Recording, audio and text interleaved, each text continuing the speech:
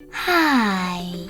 In front of me is OPPO A77s, and today I would like to show you how you can set up Face Unlock. Begin by opening Devices Settings and tapping on Passwords and Security after scrolling down. Now click on Face section at the top and enter your current login method.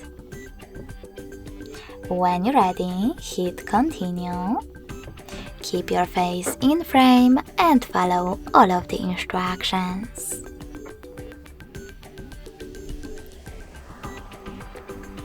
Over here, you can adjust all of those options however you wish to.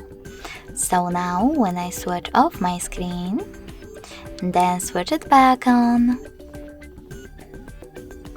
I can see that Face Unlock is working properly.